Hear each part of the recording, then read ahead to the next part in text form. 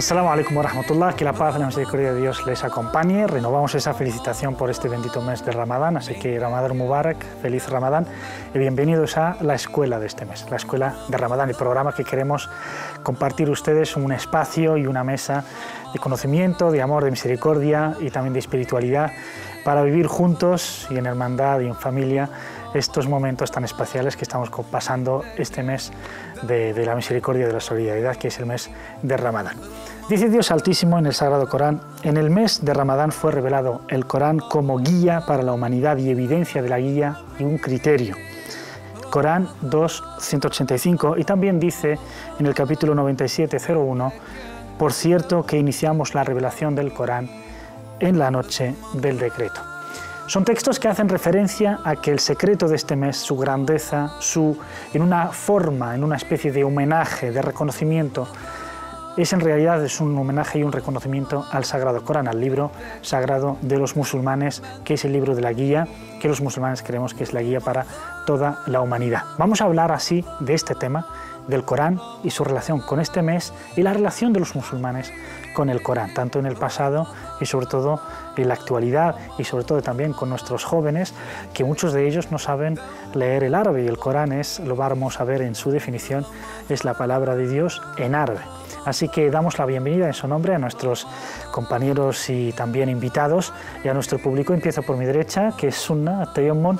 Bienvenido, Mohamed Said. Bienvenido. ¿Qué tal el primer programa? La experiencia, bien, ¿no? Muy bien. Misha, bienvenido. Gracias, bien. ¿Qué tal el primer programa también, la experiencia? Encantado de estar aquí con todos. Con ánimo. Gracias. Y también damos la bienvenida a nuestro joven público, Hajar, Karim, Ismail, Amin, Muhammad, Hussam, Hamza y Muhammad. Bienvenidos. Bueno, pues empezamos justamente por eso, por la definición del Corán. ¿Qué es el Corán? ¿Y qué es lo que lo distingue de las demás escrituras sagradas de otras comunidades y confesiones? Y empezamos contigo, Mohamed Said. ¿Cuál sería la definición del Corán tal cual aparece en nuestros libros de ciencias islámicas y de ciencias del Corán en particular? Bismillahirrahmanirrahim, alhamdulillah, wa sallallahu wa sallam wa baraka ala sayyidina Muhammadin wa ala alihi wa sahbihi ajma'in.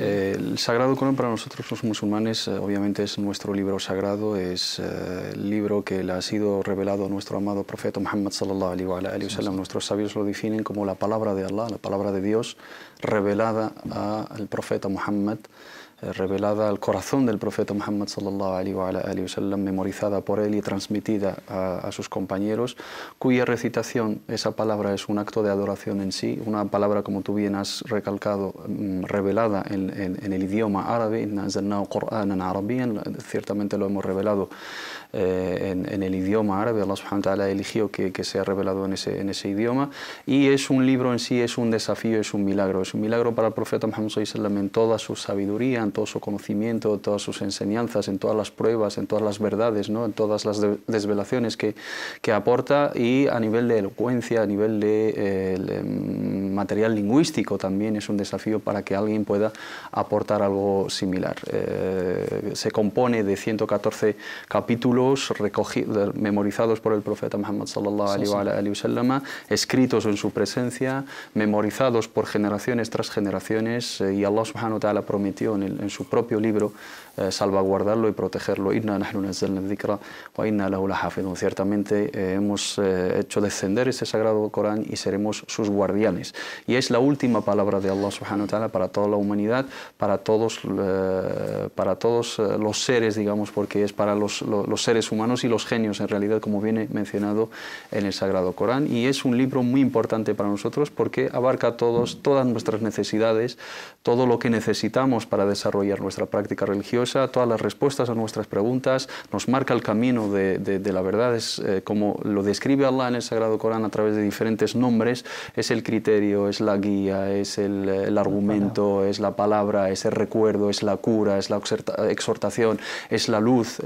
Por lo tanto, todos esos atributos tienen parte, ¿no?, de ese mensaje coránico, y aparte pues nos enseña la creencia, nos enseña la práctica, nos habla de las historias de los profetas, las historias de las otras comunidades, nos refleja también el transcurso de la vida, ¿no?, del profeta Muhammad sallallahu alaihi wa sallam, nos desvela los detalles de ciertos sucesos importantes en la vida del profeta Muhammad sallallahu alaihi wasallam. El Corán nos habla de la batalla de Badr, nos habla de Uhud, nos habla del Ahzab, nos habla de Hadithat al-Ifk, nos habla del Isra wal Mi'raj, nos habla del momento de la revelación de Bad el-Wahy, nos habla de las discusiones que tuvo el profeta Muhammad sallallahu alaihi wasallam, los diálogos con las otras confesiones, con la gente del libro, con los hipócritas, cómo trató el profeta Muhammad sallallahu alaihi wasallam en las diferentes situaciones, y luego nos enseña cómo rezar, cómo ayunar, los preceptos prácticos y transaccionales y lo lícito, lo prohibido, etcétera. Todo eso lo convierte en una palabra completa, una palabra efectivamente que refleja esa divinidad de su esencia.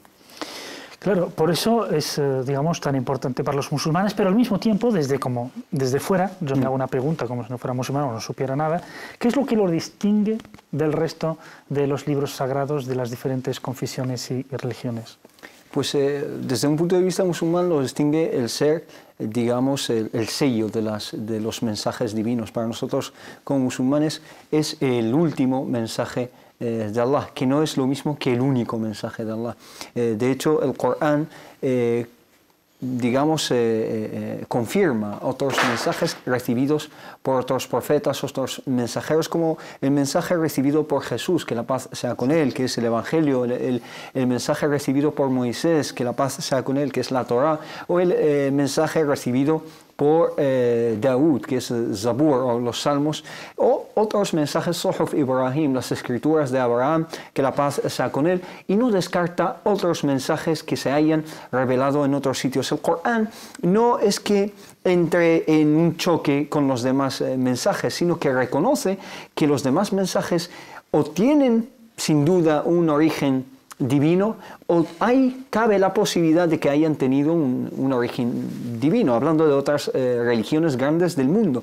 Por lo tanto, no se trata de una competición aquí, sino que el Corán adopta una estancia y una visión muy elevada, ¿no? El Corán es simplemente una confirmación de esas verdades, una confirmación revelada al último mensajero, que es el profeta Muhammad, que la paz sea con él. Hay muchísimas características. Se me ocurre una que es muy interesante, que es el Corán es reflexivo, tiene un carácter reflexivo. Si leemos, por ejemplo, la Biblia, con todo el respeto a todas las religiones y confesiones del mundo, por supuesto, pero si leemos la Biblia no reflexiona acerca de sí misma, no existe la palabra Biblia en la Biblia. Y el Evangelio, cuando habla de Evangelio, no está hablando de un libro, está hablando del mensaje, de las buenas nuevas que trajo el profeta Jesús, que la paz sea con él. En la Torá, lo mismo, no existe una dimensión reflexiva en la Torá. El Corán no, desde el primer momento te dice de quién viene, ¿no? Bismillahirrahmanirrahim. Este mensaje está en nombre de Allah, el misericordioso, el compasivo, y es una fórmula con la que abres todas las divisiones del Corán, que son los capítulos. Y luego también te dice desde el principio que es Huda, una guía para las personas dotadas de conciencia. Hudan lil muttaqin. Dhalika al-kitabu la rayba fihi hudan lil muttaqin. Este libro no admite dudas, no tiene lugar a dudas, y es una guía para los que tienen conciencia. Y una cosa muy interesante en este aspecto, y es que cualquier libro que compramos, que leemos, que abrimos en las bibliotecas, en las librerías, muchas veces empieza o acaba con unas disculpas de las posibles erratas, las posibles equivocaciones que se puede haber, digamos, cometido dentro de ese libro. Mucho menos retar. Claro. Es un libro que reta, pilladme rata. Exacto. ¿no? Entonces, el Corán desde el principio te dice, Dhalika al-kitab la rayba fihi. Es decir, dalo por hecho, que no existe ninguna duda, ningún fallo, ni nada, es perfecto. Y desde el primer momento también en Surat al-Baqarah, al principio, lanza ese reto a los mundos, ¿no? Te dice, si sois capaces de traer un libro igual a este, o al menos una porción, ¿no? Suar, ¿no? Y luego va rebajando ese reto, al ver que son incapaces de reproducir nada semejante, pues va rebajando un poco el desafío hasta decirles, va a ser mejor que os deis por vencidos, porque es algo retórico, que realmente es imposible reproducir algo como el Corán. Sí, además, incluso hubo intentos, pero que se quedaron en mofa cuando comparas la palabra de Dios con los intentos de elefante, que tiene una trompa larga y un... Claro. cosas ridículas. Bueno, antes de hablar en sentido crítico, porque evidentemente tenemos que hacer crítica para crear conciencia, y desde este programa es uno de nuestros objetivos, ¿no? Lo de acercarnos de una manera crítica a los temas que tratamos. Digamos que en teoría o en el ideal, ¿cuál debería de ser la relación del musulmán y de la musulmana respecto al Corán? Su relación que le debería de unir, cómo tratarlo y cómo, digamos, relacionarse con el libro de Dios. Concebirlo como el mensaje de Dios dirigido hacia ti, porque es la palabra de Allah subhanahu wa ta'ala. Allah subhanahu wa ta'ala, cuando formula esas órdenes en el Sagrado Corán y esas llamadas, ¿no? Esos llamamientos, ya ayyuhan nas, ya ayyuhal ladhina amanu, ya ibadi, se está dirigiendo a nosotros en la condición humana de hijos de Adán, y en una condición especial de sus seguidores y los creyentes en su unicidad y en su divinidad. Ahí tenemos que someternos, ¿no?, a la voluntad de Allah subhanahu wa ta'ala y tratar con él con un mensaje, ¿no?, altísimo, un mensaje noble, un mensaje prestigioso del grandioso que es Allah, alabado y exaltado sea. Y al mismo tiempo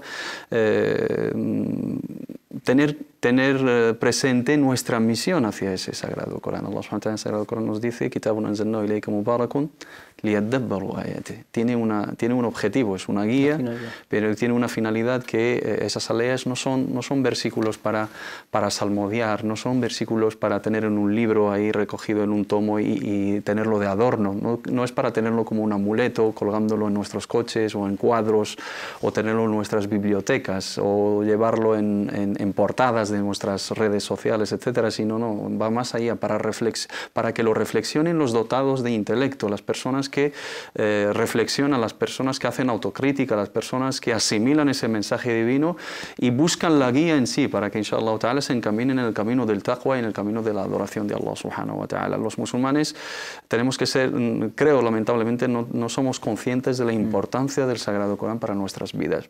Y no somos conscientes del esfuerzo que hizo el profeta Muhammad sallallahu alaihi wasallam para transmitirnos ese Sagrado Corán. Y no somos conscientes de las bendiciones del Sagrado Corán. Cuando hablamos de la grandeza del mes de Ramadán, de la nobleza del mes de Ramadán, de las bendiciones, de las dádivas, de las grandes recompensas, muchas veces no nos preguntamos el por qué, y directamente es por la bendición del Sagrado Corán, es por causa del Sagrado Corán, es gracias al Sagrado Corán. Ramadán es quien es por el Corán. La noche del decreto es quien es por el Sagrado Corán. La recompensa a Ramadán es tal como es por la gracia del Sagrado Corán. Entonces nosotros dejamos a un lado el origen del bien, la causa de ese bien, el fundamento de ese bien, y nos centramos en unas cuestiones tradicionales, en cuestiones culinarias, en cuestiones de hábito y de llenar la mesa, y hablar de abstinencia y de comer y de mojarnos la boca o no, de tragar saliva, de tragar saliva o no, si invalida el ayuno, de gastar nuestro tiempo en seguir, ¿no?, el material audiovisual, y nos olvidamos de que es un mes para festejar, para conmemorar el inicio de la revelación de la última palabra de Dios para toda la humanidad. Lo cual nos lleva a uno de los acercamientos que debería de tener el musulmán con la palabra de Dios. Lo primero, lo primordial, que es una obviedad, la lectura, por Dios, leerlo. Por supuesto, leerlo, y no cualquier lectura, ¿no? Es decir, se habla. Hace un par de meses escribí un artículo acerca de los libros que nos enseñan a leer. Hay libros que te enseñan a leer porque existen diferentes tipos de lectura, ¿no? Un libro de Adler, un americano, un estadounidense que se llama Adler, te dice cómo leer un libro que realmente es una lectura que deberíamos tener todos los musulmanes y toda persona interesada en la lectura, ¿no? Existe una lectura pasiva, ¿no?, que simplemente te dedicas a pasar página y a ver cuándo termina este libro, ¿no?, que ni siquiera absorbes los significados y el contenido que vas consumiendo, por así decirlo. Pero existe una lectura activa, una lectura en la cual te involucras con el libro. Lo vives, ¿no? Y aquí me viene a la cabeza un pasaje de Surat Maryam, ¿no? El capítulo 19, donde la Virgen María. Exacto, donde Allah subhanahu wa ta'ala le dice a su profeta Yahya, ¿no?, le dice: Judil kitab biquwa, es decir, toma este libro, pero no lo tomes de cualquier forma, tómalo con fuerza, tómalo de una forma activa, involúcrate en el libro, no lo tomes como si fuese cualquier cosa, porque no es cualquier libro, no lo tomes como tomas cualquier libro, sino tómalo como la palabra de Allah. Y además, una lectura activa de ese libro, ¿sabe lo que significa? Significa leer cada aya sabiendo lo que significa la palabra aya. Hace unos meses, dando una charla en una mezquita, pregunté a los jóvenes qué significa la palabra aya, ¿no? Aya. Y los jóvenes no me supieron dar una respuesta satisfactoria.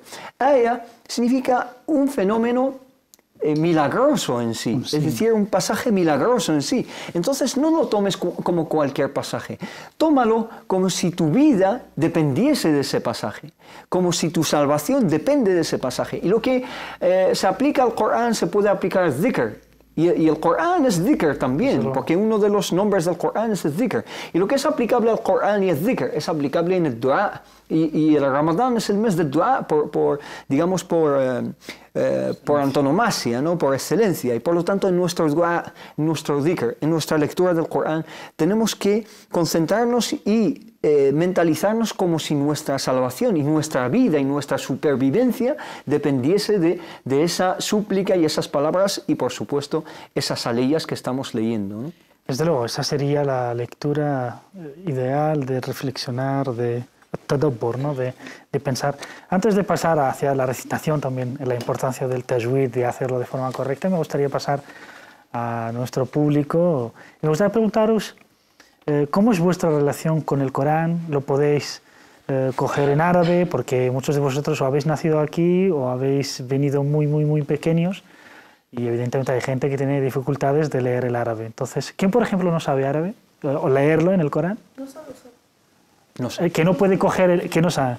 Por ejemplo, Hajar, Ismael, ¿sabes? Puedes coger un mushaf, pero en árabe, leerlo. Sí. Hajar, ¿tú también puedes?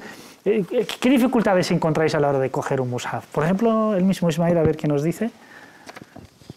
Yo la verdad, como vine de pequeño de Marruecos, como por ejemplo la letra Kaf, yo de pequeño decía todo K, no decía Kaf. Entonces cuando ya crecí un poco y los profesores de la mezquita me enseñaron, pues ya podía pronunciar bien Kaf. Otro ejemplo es ja. Lo decía mal. Decía, en vez de decir, hay dos tipos de ja, pues yo las confundía. Entonces, una vez que ya aprendes a leerlo, ya por lo menos te sientes mejor y dices... ¿Y cuánto lees al día, más o menos? Leo por la noche y leo a lo mejor 4 hojas. 4 hojas, que son 8 páginas, más o menos, o 4 páginas. No, 4 páginas, sí. 4 páginas, media hizb, ¿no? Más o menos es. Sí. ¿Quién nos dice algo también, Hussam? A ver, ¿cuál es tu relación? ¿Cómo percibes el Corán o cómo te relacionas con el Corán? ¿Cuándo empezaste a leer por primera vez en un Corán, en un mushaf? Sí. Assalamu alaikum. Alhamdulillah, sallallahu ala rasulillah. Sinceramente, el Corán es algo maravilloso. El ser cuando se involucra y empieza a recitar las aleyas y, digamos, intentar entenderlas, etcétera, pues te sientes especial o lo que está diciendo Allah Subhanahu wa Ta'ala. ¿Y cómo empecé? Pues desde pequeño en las mezquitas. Recuerdo que nos reunía nuestro profesor, sí, Abdul Wakil, para enseñarnos cómo recitar el Corán de manera correcta, lo que es el tajwid, lo que son las reglas de recitación del Corán. Y con los compañeros, con Hamza, recuerdo, con Mohammed, etcétera, nos reuníamos y recitábamos el Corán y con eso memorizábamos también. ¿Y entiendes las aleyas cuando las lees en árabe con facilidad?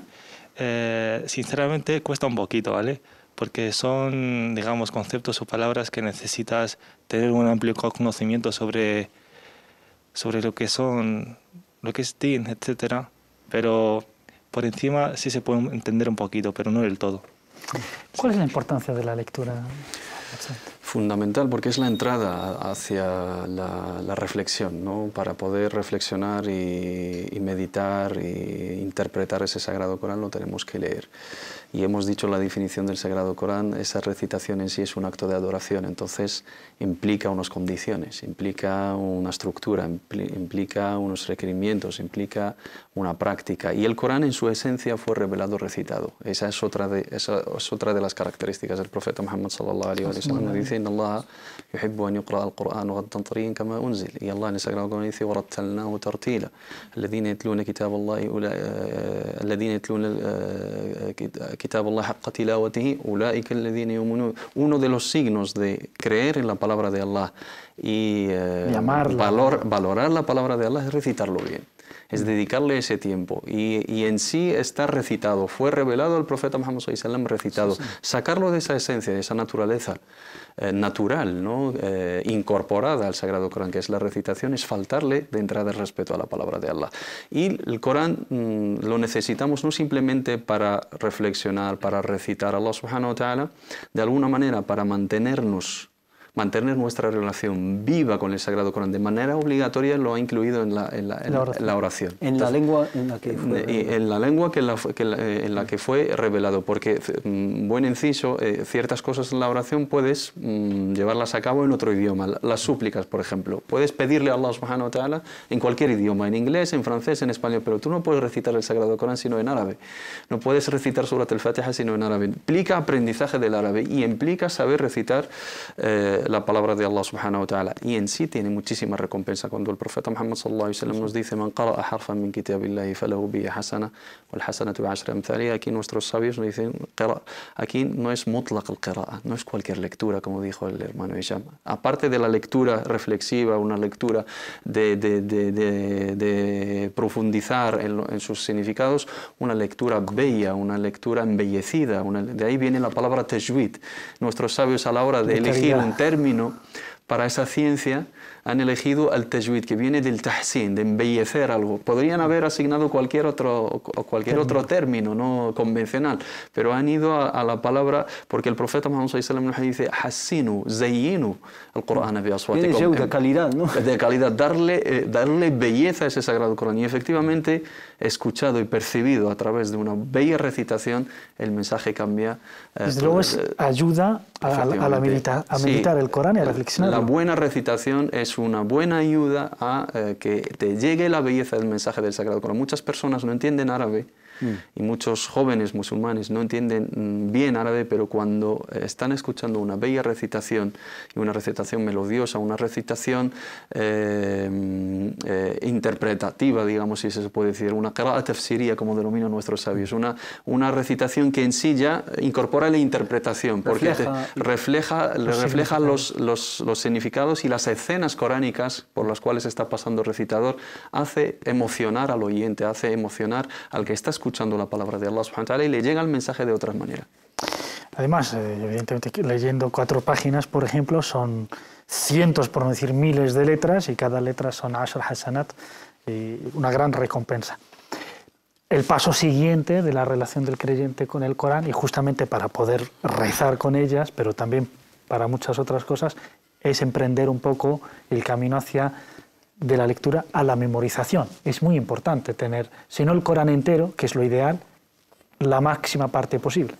Por supuesto, la memorización es importantísima, especialmente porque el desarrollo, el cumplimiento de algunos de los pilares del Islam, y estamos hablando de pilares aquí como salat, y el salat es el pilar de los pilares, Imaduddin. Entre los pilares, quizá el profeta ha dedicado un hadith, un dicho especial a salat como el pilarísimo, por así decirlo, de la religión.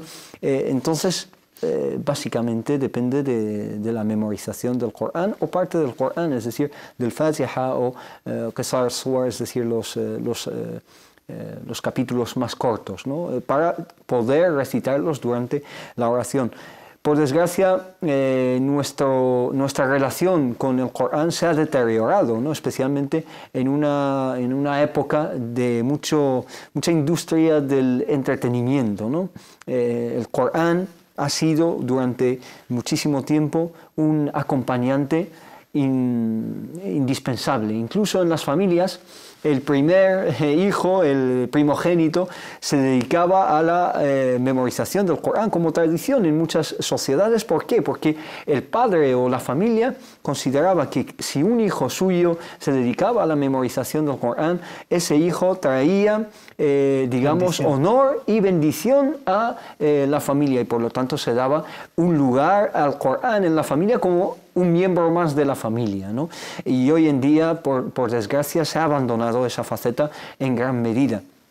Y nos incluimos a todos, ¿no? Porque en nuestro día a día nos falta esa parte de nuestro día, dedicarla a la recitación bella del Corán y a la memorización del Corán. Como decía nuestro hermano Mohammed Said, muchas veces nos concentramos en lo que es cuantitativamente grande, ¿no? Es decir, leer mucho Corán o memorizar, pero no nos fijamos en la faceta cualitativa, es decir, una lectura que sea cualitativamente elevada, es decir, tajwid, darle jauda, darle calidad a nuestra lectura y nuestra memorización del Corán. Es una asignatura pendiente, ¿no? Memorizar el Corán. ¿Por qué? Porque aunque yo personalmente no memorizo la totalidad del Corán, memorizo partes del Corán, pero uno de mis sueños es memorizar todo el Corán.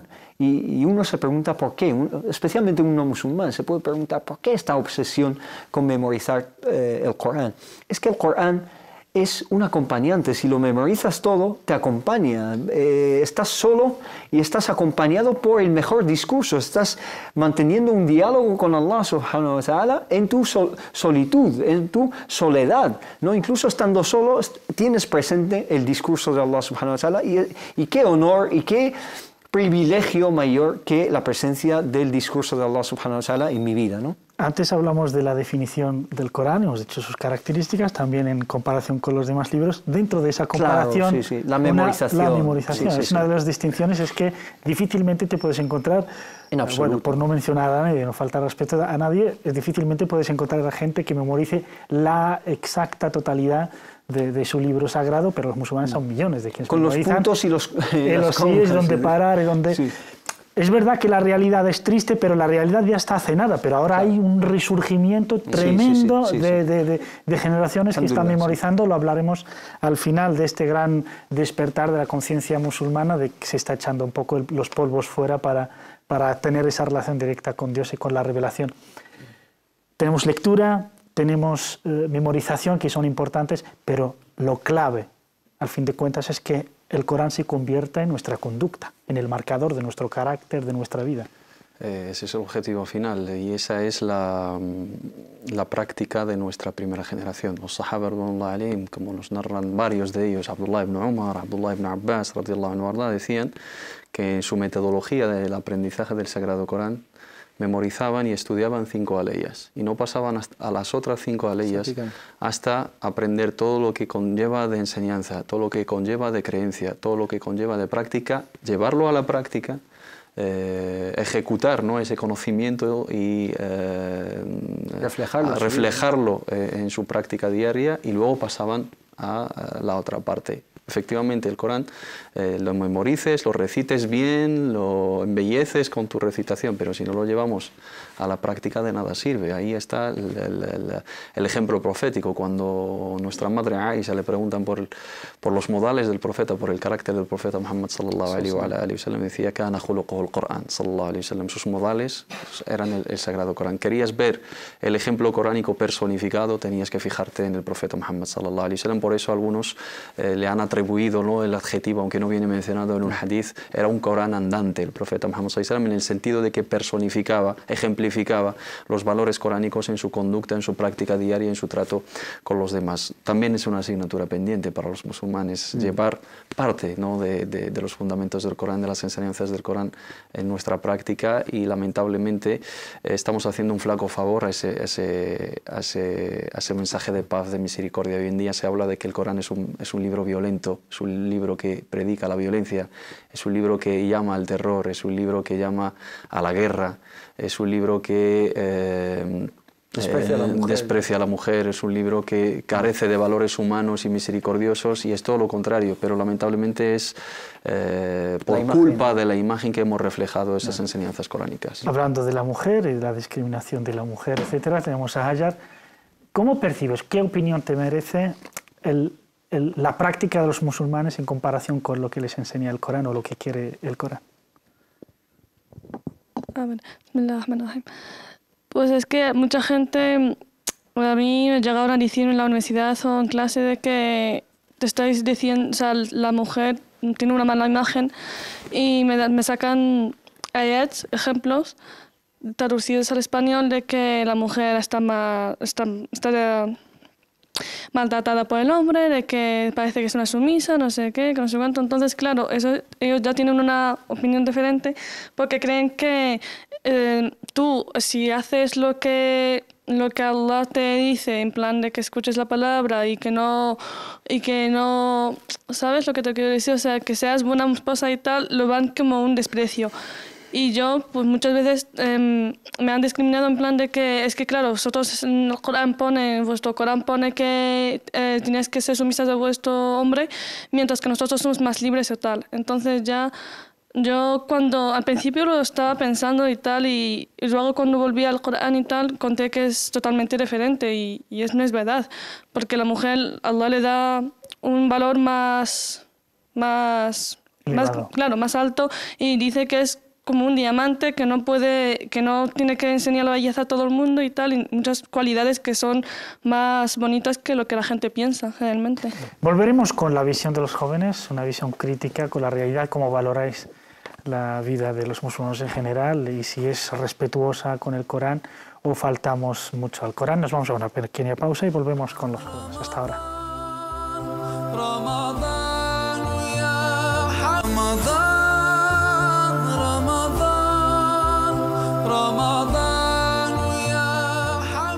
Bienvenidos de vuelta a esta segunda parte del programa, el segundo programa que hacemos este Ramadán de 2016, de 1437, no me iba a confundir del año de la Hijra. Bienvenidos de vuelta a este programa que dedicamos hoy a Ramadán y el Corán. Lo habíamos dejado la palabra en los jóvenes, que había hablado Hajar, nos ha dicho, bueno, la imagen que se tiene del Islam en general y del Corán respecto a la mujer no es la real.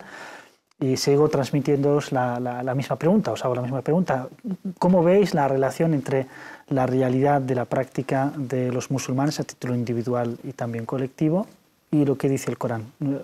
¿Somos buenos? Es decir, ¿practicamos una buena parte? ¿Tenemos una buena nota o mala? Mohammed. Bismillahirrahmanirrahim. En nombre de Dios, clemente y misericordioso, y que la paz y las bendiciones sean con su querido profeta.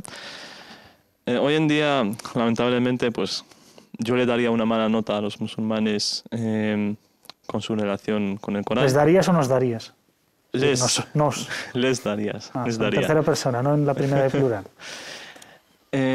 Más que nada por lo que he visto yo en las conductas de muchos musulmanes que se alejan muchísimo a lo que manda el Corán, a lo que nos dice el Corán. Y eso ya, digamos, se lo preguntaron la siguiente generación de Abdullah ibn Umar, que es el hijo de Umar ibn Khattab radiyallahu anhu.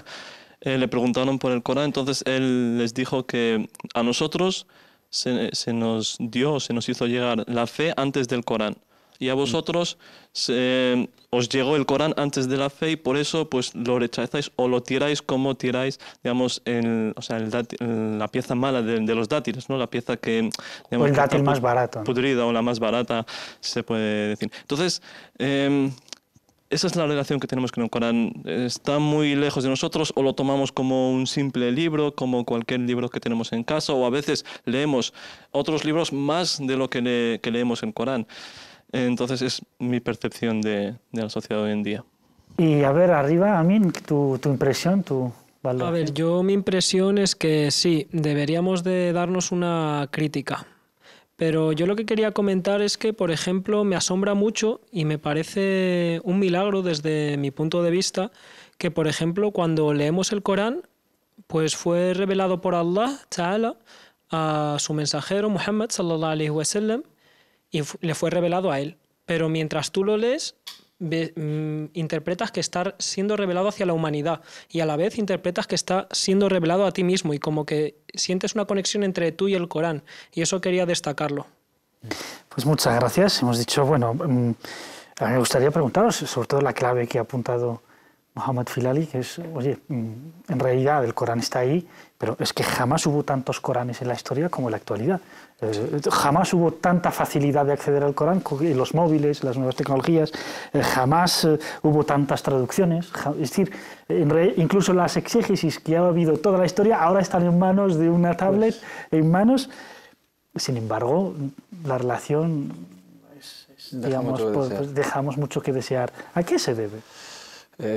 También Allah subhanahu wa ta'ala en el Sagrado Corán dice hemos facilitado el recuerdo, ¿no?, del propio recuerdo, hemos facilitado el aprendizaje, hemos facilitado el estudio, hemos facilitado la memorización, pero lamentablemente cuando uno no aprecia el valor de las cosas, pues no las pone en su lugar, en el lugar que se merece. El problema radica en que no concebimos la importancia del Sagrado Corán para nuestras vidas, y eso se va perdiendo con la educación y con las generaciones. Esas cuestiones tradicionales que mencionó el hermano Isham anteriormente están basadas sobre hadices del profeta Muhammad sallallahu alaihi wasallam. Todas las familias antiguamente deseaban tener un memorizador del Sagrado Corán porque la recompensa es inimaginable. Hay una celebración. Por supuesto. La persona completa el Corán, la memorización del Corán. Le hacen una fiesta como si fuera una boda. Claro. Sí. ¿Por qué? Porque los propios padres se benefician de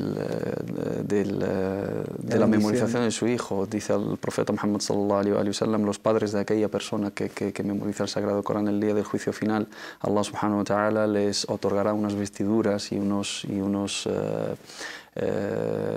coronas para destacar por encima de los demás que iluminan todo el universo y son en valor muchísimo mejor que todo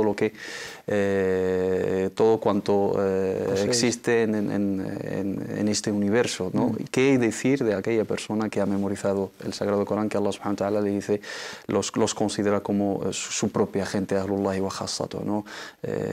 Las personas más cercanas a Allah subhanahu wa ta'ala, que Allah subhanahu wa ta'ala ha elegido que sus propios corazones sean guardianes de su palabra en esta vida. Y Allah subhanahu wa ta'ala, el profeta Muhammad sallallahu alaihi wasallam, cuando nos habla del Corán, nos habla de amistad, nos habla de acompañar. Qra'u al-Qur'ana fa innahu ya'ti shafi'an li ashabihi yawm al-qiyamah, ¿no? Esa compañía, ¿no?, en la soledad, esa sohba con el Sagrado Corán, no puede ser la misma con otro libro, ¿no? Por muchos libros que te leas, por muchos libros que le dediques tiempo, no va a ser lo mismo que la palabra de Allah subhanahu wa ta'ala, que te ha quitado sueño, que te ha llevado tiempo a la hora de memorizar, que te ha llevado tiempo a la hora de perfeccionar su recitación. Todo lo relacionado con el Sagrado Corán es bendición. Si no tenemos eso presente, y no lo tenemos lamentablemente presente ni siquiera en la temporada del Sagrado Corán, que es el mes de Ramadán, donde tenemos que festejar su revelación, pues estamos muy lejos, lamentablemente, y nos incluimos todos de adoptar ese estado de compañía al Sagrado Corán, esa cercanía al Sagrado Corán. Por lo tanto, tenemos que hacer autocrítica, reflexionar sobre nuestra relación y hacer una comparativa con la primera generación. ¿Qué es lo que representa el Sagrado Corán para ti en tu vida? ¿Cuáles son las bendiciones que te aporta a ti, a tu familia, a tus hijos, en tu relación con Allah subhanahu wa ta'ala? Y ahí ya empezaríamos a cambiar nuestra manera de tratar con el Corán. Retomo esas palabras tuyas, que las dijo el Imam Malik, que Dios le tenga en su misericordia. Decía, esta umma no podrá encontrar el camino de la prosperidad, tanto espiritual como material, tanto individual como colectiva, a menos que vaya por los mismos pasos que han seguido las primeras generaciones, es decir, los sahaba y las siguientes generaciones. Y claro, nosotros como musulmanes lo tenemos tan claro que respetando sus valores, aplicándolos y llevándolos a la práctica, no solo de boca, sí, nos van a guiar bien e incluso van a guiar a toda la humanidad. Pero mucha gente nos estará diciendo, oye, el camino del desarrollo, el camino del bienestar, de civilización es pues la razón, la democracia, etcétera, etcétera. Y claro, uno dirá, pero esta gente está en la Edad Media, es decir, lo que tiene que hacer es leer a Montesquieu, a Voltaire, etcétera, para que salgan de... ¿Hay alguna incompatibilidad? ¿Hay algo que se nos pierde ahí? ¿O cómo hay que entender la cuestión? Aquí hay un fallo primordial, un fallo elemental aquí, y es que la sociedad europea, la sociedad occidental, por supuesto que ha avanzado a la hora en sus dimensiones mundanales, en la ciencia, en la filosofía, en muchísimos campos del conocimiento, abandonando un poco ese cerco que ejercían instituciones religiosas acerca del conocimiento, acerca del desarrollo científico. Pero esa realidad que se vivió en Europa y en Occidente en general no es aplicable a otros sitios del mundo. Es decir, lo que pasó en Rusia no es aplicable a lo que pasó en Japón, porque Rusia y Japón no tienen la misma historia, y lo que pasó en Japón y en Rusia y en Inglaterra no es aplicable, por ejemplo, a otros países como Siria o como Irak o X países y X regiones del mundo. Por lo tanto, cada región tiene su propia andadura, su propia trayectoria histórica, social, sociológica, su propio ADN, exacto, su propia mentalidad colectiva como sociedad, y por lo tanto lo que es aplicable en un sitio no es aplicable en otro, ¿no? Y si en un sitio las personas optan por abandonar el ámbito religioso como una vía de prosperidad y liberación, en muchos otros sitios del mundo a lo mejor se ve la liberación precisamente en lo religioso y en lo espiritual, y por lo tanto eso emana quizá de un etnocentrismo, es decir, lo que es aplicable al mundo occidental es aplicable al resto del mundo, porque Occidente es el ombligo del mundo, es el centro del mundo, ¿no? Y eso es totalmente equivocado y es totalmente egocentrista incluso. Volviendo un poco a este tema el acceso que tenemos al Corán, ¿no? Y el Corán, acerca de la mente que has mencionado, lo racional, la mente, etc., solo en el Corán se menciona la mente, la reflexión, la ponderación, la meditación, el bab, el raciocinio, yufakkirun, yatadhakkarun, yadhakkarun, eso, yaqilun, ese campo semántico relacionado con el raciocinio se reproduce en el Corán en más de 300 o 400 ocasiones. Hay un libro de Mahmoud al-Aqad, el escritor egipcio, que normalmente no escribía mucho acerca de temas religiosos, pero tiene algunos libros religiosos muy interesantes. Un libro que se llama التفكير فريضة إسلامية, el pensamiento como obligación islámica, y ahí digamos nos prepara una base desde la cual vemos que el Corán es el que incita, y además cualquier revolución científica, cualquier revolución en el pensamiento, cualquier renacimiento, cualquier liberación en cuanto a las ideas y a la razón que vino después del Corán, solo vino gracias al Corán. Es decir, no se puede entender el renacimiento en Europa ni la revolución industrial sin volver al Corán, porque el Corán es el que liberó a los árabes, que luego adoptaron diferentes ciencias de diferentes digamos civilizaciones y diferentes ámbitos, las perfeccionaron, llenaron vacíos que había, y así llegó ese conocimiento precisamente a través de España, a través de Toledo, sin ir más lejos, llegó al resto de Europa, y de Europa se fue a el Nuevo Mundo. De Córdoba y Toledo, Córdoba, que nos llamamos Córdoba. Es exacto, por eso. Exacto, de Córdoba a Nueva York, por así decirlo, ¿no? Hay una línea coránica, científica coránica. Y por último, un inciso en lo que preguntaste antes, hay un acceso muy fácil al Corán. ¿Por qué abandonamos el Corán si hay tanto acceso? Es porque hay tanto acceso al Corán que abandonamos el Corán. Cuando algo es tan accesible, lo damos como algo muy barato, algo que no tiene valor, ¿no? Algo que es fácilmente accesible y que, bueno, está ahí, puedo acceder a él en cualquier momento. Mientras que las generaciones, digamos, más tempranas del Islam, tanto el Corán como la Sunna del Profeta sallallahu alaihi wasallam, se dejaron la piel para memorizar el Corán, para tener acceso a ese conocimiento, para memorizar y para recopilar un hadith del Profeta sallallahu alaihi wasallam. Se pegaban cientos de kilómetros de viajes, y por supuesto le vas a dar el valor a ese conocimiento que has adquirido, porque no es fácilmente accesible y es un conocimiento sagrado, elevado, mientras que ahora lo tenemos en todos los sitios y no le damos la importancia que se merece, ¿no? Sobre todo es muy importante lo de la espiritualidad que señalaba antes Mohamed Filali, para valorar el Corán. No sé, es más fácil pasar 3-4 horas en redes sociales o viendo vídeos, pero a la hora de leer el Corán, la primera página ya nos va haciendo pesado. Os voy a preguntar a vosotros, ¿leéis el Corán? ¿Intentáis memorizar lo que podéis?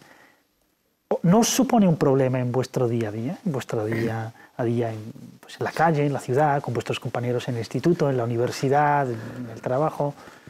Le damos la palabra a Hamza, a ver. ¿No hay incompatibilidades? ¿No tienes problemas? Bismillahirrahmanirrahim. Bueno, sí que es cierto que al tener facilidad de acceso al Corán, pues no le damos el valor que se merece. Pero intentamos coger el Corán, usarlo siempre que podemos, intentar ganar el nafs, como dije en el anterior programa. Y bueno, en mi caso, pues lo intento leer siempre que voy a clase en el tren. Aprovecho ese tiempo o antes de dormir con el móvil. Es una facilidad que tenemos hoy en día y podemos aprovecharlo, que es coger el móvil, el Muslim Pro, cualquier aplicación y leer el Corán. Y no solo leerlo, sino también memorizarlo. Y otro punto que destacaría sería reflexionarlo, ¿no? Al reflexionarlo vemos realmente el valor que tiene el Corán, ¿no? Hay que reflexionarlo y, como no, aplicarlo. Como dice también en el Corán Allah subhanahu wa ta'ala: لو أنزلنا هذا القرآن على جبل لرأيته خاشعا متصدعا من خشية الله. Y esto es un ejemplo que nos da Allah subhanahu wa ta'ala para que reflexionemos, para que pensemos lo que realmente tenemos en nuestras manos hoy en día. Y para saber este valor, pues hay que reflexionar estos versos. Nosotros tenemos todavía facilidad al Corán, al acceso al Corán traducido, y podemos aprovechar leer estas traducciones y reflexionar sobre ellas y saber qué es lo que nos está queriendo decir Allah subhanahu wa ta'ala. Pasamos el micro a Karim, a ver si no te supone un problema en el día a día, es decir, ser musulmán y desarrollar tu vida como joven madrileño. Sino... No, en principio no hay ningún problema, solo que a veces cuando estás leyendo el Corán en el tren o en cualquier momento, los que están sentados a tu alrededor te empiezan a mirar así un poquito raro, pero tú lo sigues leyendo y... Pero nada para ti, por ejemplo, que esté en el Corán, te impide mantener relaciones sociales con tus compañeros musulmanes y no musulmanes. Sí, las puedo mantener, normal con todos, no hay ningún problema. Perfecto. Volvemos contigo, Mohamed Said, y es la necesidad, evidentemente, de que la relación, para que tenga éxito esta relación de intimidad con la palabra de Dios, con el Corán, hace falta un programa. Sí, por supuesto, hay unas ganas y una himma, como dicen nuestros sabios, ¿no? Unas aspiraciones. ¿no? Querer ese sagrado Corán, querer sumarte a la cadena de oro, ¿no? a la cadena de los recitadores, a la cadena de los memorizadores, a la cadena de los amigos del sagrado Corán. Tener una intención sincera, valorar la palabra de Allah subhanahu wa ta'ala y ahí tomar los pasos, ¿no? El Sagrado Corán y la ciencia del Tajwid, curiosamente, son las únicas ciencias que no se pueden adquirir en los libros. Es fundamental en ella lo que denominan nuestros sabios el mushafa'a, de boca a boca. Hemos memorizado el Sagrado Corán generación tras generación, de boca a boca, y eso es muy importante. Hoy en día, como dicen nuestros sabios, pueden quemarnos todos los ejemplares del Sagrado Corán y el día siguiente la Umma Islámica, alhamdulillah, puede redactar y puede escribir y puede editar otros ejemplares con todas las versiones coránicas, con todo lujo de detalle, con todos los pequeños detalles que contiene ese Sagrado Corán, y esto no puede presumir de ello ninguna otra comunidad, alhamdulillah rabbil alamin. Y nuestros imames, para ser un imam en la oración tienes que memorizar el Sagrado Corán, para ser adelantado en la oración tienes que ser un memorizador del Sagrado Corán. Los que predican las otras religiones, si tú le quitas una hoja de su libro, igual ni se entera. De hecho, hubo intentos en la historia muy curiosos. Se nos cuenta, te abro el paréntesis, de que un señor de una confesión quiso probar a los musulmanes y vendió en los mercados de Bagdad un Corán falso. En conjunto parece que es el Corán, pero corrigió cosas y ese Corán se descubrió enseguida y la persona detectado. reconoció realmente, oye, esto no puede ser sino palabra de Dios. Alhamdulillah, tenemos en la umma memorizadores, y si no, hay gente que memoriza grandes partes del Sagrado Corán por el tema de la oración, por el tema del amor hacia la palabra de Allah, porque el profeta Muhammad sallallahu alaihi wasallam nos dice que aquel corazón que no alberga parte de la palabra de Allah es como una casa destruida. Al-qalbu alladhi laysa fihi shay'un min al-Qur'an kal-bayt al-kharib o kal-bayt al-kharab, como dice ruinas, ¿no? Como dice el profeta Muhammad sallallahu alaihi wasallam. Y es fundamental tener un profesor, ¿no? Porque al ser mushafa, al ser de boca a boca, inshallah ta'ala, es fundamental el profesor, ¿no? El ejemplo a seguir, que te indique cómo memorizarlo, que te anime a memorizarlo, que haga un seguimiento, que haga, digamos, un control, ¿no? De memorización a ese alumno, y luego seguir las técnicas establecidas por nuestros sabios. Si te interesas por la recitación, pues es toda una ciencia. Si te interesas por la memorización, hay que dedicarle tiempo, hay que poner un planning, ¿no? De tiempo. Y si te interesas por la recitación, por terminar el Sagrado Corán, terminar la lectura del Sagrado Corán, y Ramadán es la mejor época para hacerlo, también hay que plantear un wird, también hay que plantear unas divisiones, unas cantidades fijas diariamente o semanalmente al menos. Un programa, ¿no? Con un horario incluso, calculando, ¿no? El Sagrado Corán, alhamdulillah, se puede dividir en divisiones, ahzab, ajza, páginas, suras, etcétera, y hay maneras, hay programas para recitarlo en 3 días, recitarlo en una semana, recitarlo en 10, recitarlo en 15, recitarlo un mes. El hecho es recitarlo, leerlo, inshallah ta'ala, y acompañarlo, y así profundizar cada vez más en su conocimiento, inshallah. Tan importante es el Corán que, evidentemente, una de las maneras también inteligentes de recitarlo y de leerlo es siempre leerlo con una intención. Es decir, este mes voy a leer el Corán entero, pero con la intención de descubrir, por ejemplo, las características de los creyentes. Y luego otra a buscar la ciencia, otra. Nos tenemos que ir casi este mes en el que estamos viviendo para sacarle el máximo provecho al Corán. ¿Qué relación o qué programa, por ejemplo, se podría proponer para que este mes sea un impulso para aquel que lo recita todos los meses, que lo recite alguna vez más que al mes, y que no lo recita cada mes, pues por lo menos que se anime que cada mes lo recite? Por supuesto, eso conlleva voluntad, ¿no? Una voluntad que precisamente el ayuno nos inculca y nos enseña, ¿no? Y por lo tanto, uno no puede completar esta recitación y seguir este programa o planning tan minucioso que indica el hermano Muhammad Said si no tiene una voluntad fuerte, una voluntad, digamos, robusta que pueda aguantar a largo plazo, ¿no? Y convertirlo en una costumbre. Y convertirlo en una costumbre. Acerca de la intención es muy